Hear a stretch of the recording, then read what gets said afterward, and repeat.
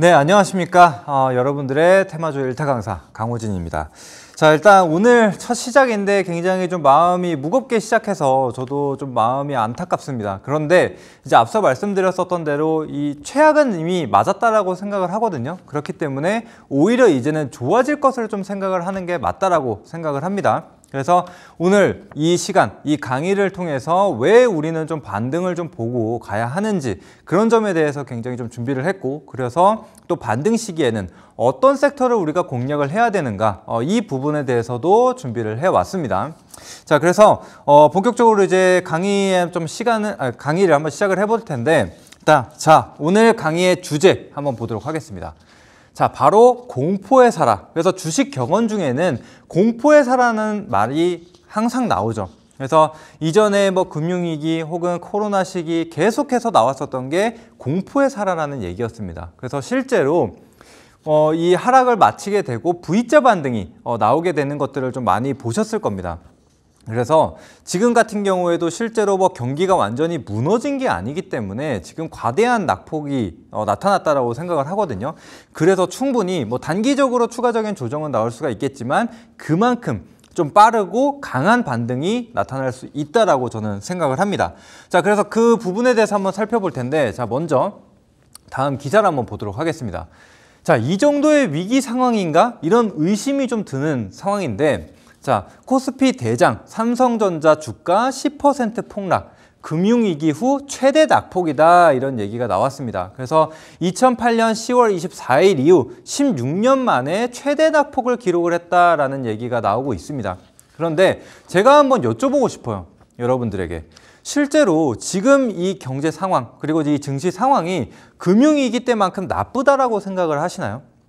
자, 그런데 그러면은 지금 금융위기만큼 나쁜 상황이 아님에도 불구하고 금융위기만큼의 하락이 나왔다라는 것은 좀 이상하다라고 볼 수가 있겠죠. 그래서 지금 뭐 반대 매매나 투매 물량이 지금 쏠리게 되면서 지금 과대 낙폭이 좀 나타났다. 그래서 오히려 우리는 좀 저가 매수 기회로 좀 삼을 수 있다라고 생각을 합니다. 그래서 그 아래도 한번 보시게 되면은 코로나와 이 금융위기 때보다 심했던 검은 월요일, 상장사 99%가 하락을 했다라는 내용의 기사가 나와 있습니다. 그래서 지금 시장 상황을 한번 보게 되면요, 다음 차트 한번 보도록 하겠습니다. 자, 다음 보시면은 이제 코스피 같은 경우에도 8.77%의 하락을 보인 상태로 마감을 했고, 장중 최저 같은 경우에는 10.81%의 하락을 보였습니다. 그래서 굉장히 큰 폭으로 하락을 했고, 여기에 더해서 코스닥은 더 큰 하락을 보여줬습니다.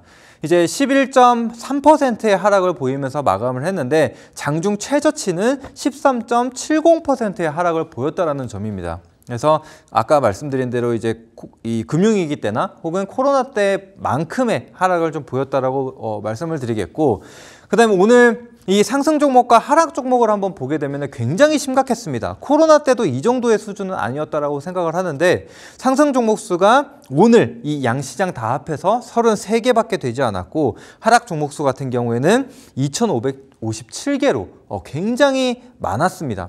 그래서 하락 종목 수가 굉장히 압도적으로 월등히 높았는데, 제가 봤을 때는 지금 이렇게 빠질 시장은 아니라고 생각을 합니다. 그래서 그 원인에 대해서 일단은 샅샅이 살펴보면서 여기에 반문할 수 있는 그런 내용들을 한번 살펴볼 텐데, 자, 다음 이 주식시장의 하락 원인부터 한번 살펴보도록 하겠습니다. 자, 지금 주식시장에 나온 하락 원인 굉장히 여러 가지 지금 다 갖다 붙이고 있는 상황이라고 생각을 하거든요. 그래서 물론 연초부터 시작해서 계속해서 이 AI가 상승이 나왔었고, 이제 3월, 4월부터 이 AI 버블 논란 혹은 고점 논란이 계속적으로 이어왔습니다. 자, 그랬는데 이 우려가 현실화가 됐다라는 소식과 함께 같이 하락을 좀 보여줬고요. 그 다음에 경기 침체 우려, 지금 이 고용지표가 하락하게 되면서 이 경기 침체가 본격적으로 시작할 것이다 라는 소식과 함께 또 하락을 더했고, 최근에 뭐 이란과 이스라엘 이슈가 계속적으로 불거지고 있는 상황이죠. 그래서 중동 지정학적 리스크도 있다. 그리고 지금 이 일본에서 계속해서 저금리를 좀 유지를 하다가 최근 들어서 금리 인상을 하게 됐습니다. 이제 그러면서 이 엔캐리 트레이드 청산이 이루어졌다라는 얘기도 지금 나오고 있는 상황이고, 자, 워렌 버핏 같은 경우에도 지금 주식 비중을 축소하면서 현금을 계속적으로 확보해 나가고 있다, 뭐 이런 얘기까지 더해지면서 계속해서 지금 증시는 고점이다. 지금 이런 이슈로 인해서 증시가 빠지고 있다. 더 빠질 가능성도 있다. 이런 식으로 얘기가 나오고 있는 상황이거든요. 자, 그런데 제가 생각할 땐 그렇지 않습니다. 그래서 원인 하나하나씩 좀 살펴서 나눠보도록 하겠습니다. 자, 먼저 AI 버블 논란, 이 엔비디아 고점론에 대해서 한번 살펴볼 텐데, 자, 물론 엔비디아의 지금 이 주봉 차트를 한번 볼 텐데, 예전에는 이 10달러 수준에서부터 시작해서 140달러까지 올랐습니다. 그래서 이거는 지금 액면 분할이 지금 포함이 되어 있는, 반영이 된 가격대라고 보시면 되겠습니다.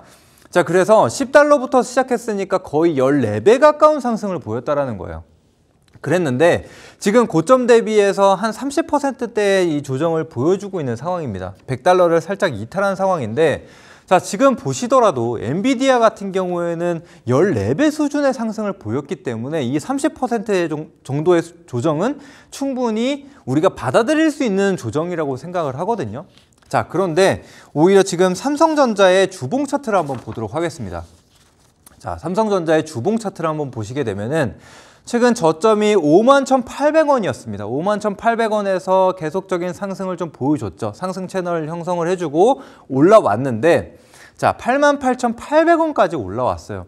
그래서 100%도 못 오른 상황인데 지금 고점 대비해서는 거의 20, 30%의 조정이 지금 이어지고 있는 상황이라고 좀 보시면 될 것 같습니다. 그래서 저점 대비해서도 굉장히 많은 수치가 오른 게 아니에요. 한 40% 정도밖에 오르지 못한 상황입니다. 그래서 현재 엔비디아와 비교하기에는 조금 이른 감이 있다라고 좀 보시면 될 것 같고, 그 다음에 지금 미국 증시 같은 경우에는 국내 증시와 상황이 굉장히 다릅니다.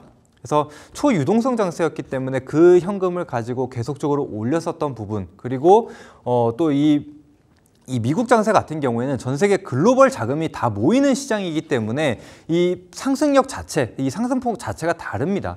이제 그렇기 때문에 어느 정도의 조정은 보이더라도 이 삼성전자가 같이 그 수준으로 조정이 나올 정도는 아니다, 이렇게 좀 저는 생각을 합니다. 그래서 지금 차트 흐름을 보더라도 상승 대비해서 굉장히 낙폭이 좀 과대하고 굉장히 빠른 시간 내로 빠졌다라고 좀 볼 수가 있습니다. 게다가 이제 삼성전자 같은 경우에는 차근차근 실적을 확인하면서 올라와 있는 상태고, 엔비디아 같은 경우에는 물론 실적을 확인했지만 앞으로에 대한 성장 기대감을 가지고 추가적인 이 아웃퍼폼이 나왔다라고 생각을 하시면 더 좋을 것 같습니다. 그래서 삼성전자 2분기 어닝 서프라이즈도 기록을 했죠. 그래서 그런 실적 기반으로 실적을 하나씩 체크를 하면서 올라갈 수 있는 자리라고 생각을 합니다. 그래서 지금 국내 반도체, 이 메모리 반도체 업황을 보게 되면은 지난해 4분기부터 흑자 전환을 시작하게 되고 조금씩 턴어라운드 하고 있는 자리였어요. 그래서 지금 확인된 게 겨우 3개분기밖에 되지 않았습니다. 근데 3개분기 만에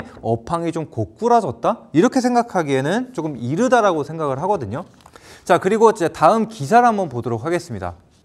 자, 현재 이 미국 빅테크의 투자 현황을 좀 보게 되면은 이 AI 열풍으로 인해서 과연 기대감만 실렸냐, 이 부분을 좀 체크를 해봐야 되는데, 실제로 지금 미국 빅테크 기업들이 상반기 이 AI에 투자 금액이 무려 144조나 달한다라는 겁니다. 그래서 이 부분을 봤을 때는 이제 빅테크 기업 같은 경우에는 이제 사실 뭐 AI에 대한 투자, 뭐 데이터 센터에 대한 설립 이런 부분이 있기 때문에 이런 투자금 대비해서 빠르게 실적이 반영이 안 될 수는 있습니다. 자, 그런데 국내 기업들은 다르죠. 이런 투자로 인해서 거기에 데이터 센터나 혹은 AI에 들어가는 이 칩들을 공급하는 기업들이 바로 국내 기업입니다. 그래서 이미 이런 투자들이 이루어지고 있는 상황이기 때문에 국내 기업 같은 경우에는 여기에 대한 수혜를 보고 또 실제로 실적으로 이어진다, 이렇게 생각을 하시면 될 것 같습니다. 그래서 추가적으로 반도체와 관련된 내용은 조금 더 뒤에 추가적으로 안내를 드려보도록 하겠고, 자, 그 다음 내용, 아까 이제 두 번째 이슈가 경기 침체에 대한 우려라고 말씀을 드렸죠. 거기에 이제 더하는 게 이 실업률이었습니다. 그래서 최근에 이 3개월간 이 미국 실업률이 증가를 하고 있다라는 얘기가 나오고 있고, 이 샤메 법칙으로 인해서 이제 경기 침체에 가까워졌다. 이 경기 침체를 나타내고 있다라는 얘기들이 나오고 있는데, 자, 최근 이 미국 실업률 차트를 한번 보시게 되면요. 물론 증가했습니다. 증가는 했으나 여러분들이 보시기엔 어때요? 지금 1970년도부터 현재까지의 이 실업률 차트를 나타낸 건데, 보시는 바와 같이 지금 실업률이 굉장히 높은 상황이 아니에요. 그래서 지금 우려하기에는 좀 과도하게, 지금 너무 민감하게 반응을 하고 있다라는 게 제 생각입니다. 그래서 이런 전체적인 그림으로 봤을 때 지금 이전에 대한 이 코로나 이후에 엄청나게 이 고용률이 높아졌기 때문에 그에 대한 소화 과정이라고 저는 생각을 하거든요. 그래서 절대 지금 과도하지 않다, 이렇게 좀 볼 수가 있을 것 같습니다. 자, 그리고 지금 이 엔캐리 트레이드와 관련돼서, 이 청산과 관련돼서 이슈들이 계속적으로 좀 나오고 있는 상황인데, 자, 엔캐리 트레이드라는 것은 무엇이냐? 이 저금리 돈을 빌려서 고금리 시장에다가 투자를 하게 되는 겁니다. 자, 그렇게 된다라고 했을 때, 그러면 결국에는 그 포지션을 청산을 하게 된다라고 하면은 이 고금리 시장, 미국 시장에서 돈이 빠져나와서 이 다시 일본 증시로 들어가야 되는 부분이거든요. 그런데 지금 일본 증시를 보시게 되면은 동반 하락을 좀 보여주고 있는 상황입니다. 그래서 그와 관련돼서는 다르다, 이렇게 좀 보시면 될 것 같아요. 그래서 이전 차트를 한번 잠깐 보고 다시 넘어올게요.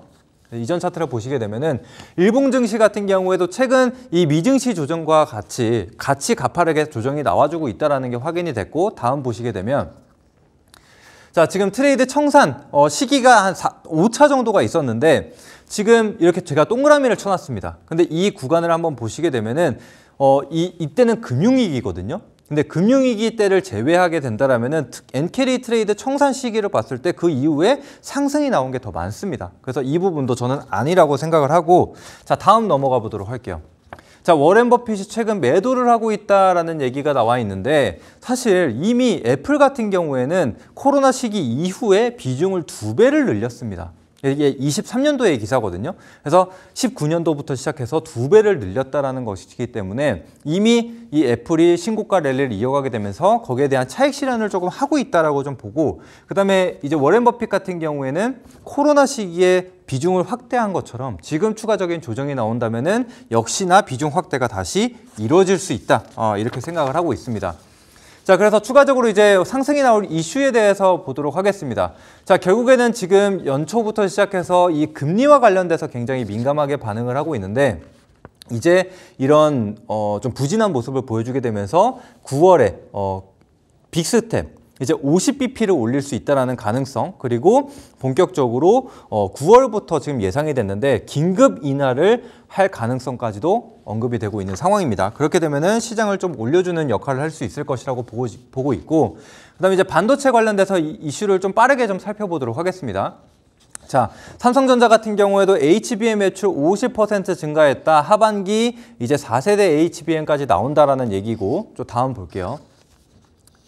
자, 그 다음 보시게 되면은 역시나 지금 5세대 HBM 8월부터 9월 정도의 승인 전망이 예상이 된다. 그래서 연말까지도 이 HBM과 관련된 매출이 계속적으로 나올 것이다 라고 좀 보고 있는 상황입니다. 그래서 여전히 국내 기업들은 굉장히 좋다라는 것이고, 자, 그다음 추가적으로 SK하이닉스도 보도록 하겠습니다. SK하이닉스 같은 경우에는 지금 벌써 6세대 HBM을 좀 준비하고 있는 상황입니다. 그래서 HBM3E까지 이미 SK하이닉스가 지금 독점을 하고 있는 상황이기 때문에 좀 다음을 좀 준비하는 그런 모습들이 나타나고 있죠. 그리고 이미 내년 것까지 완판이기 때문에 여전히 걱정할 필요가 없는 부분입니다. 자, 그 다음 보도록 할게요.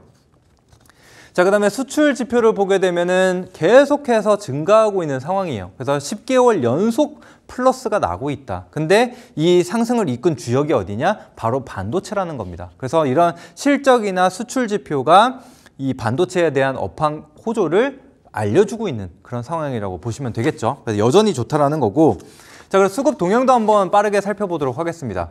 자, 시장 수급 동향을 보시게 되면 막판에 외국인이 선물 들어오게 되고, 또 풋옵션도 대량으로 매도하는 부분들이 확인이 됐습니다. 제가 이 부분은 지금 시간이 부족해서 제가 이 방송이 끝나고 8시 공개 방송을 통해서 조금 더 자세하게 설명드려보도록 할게요.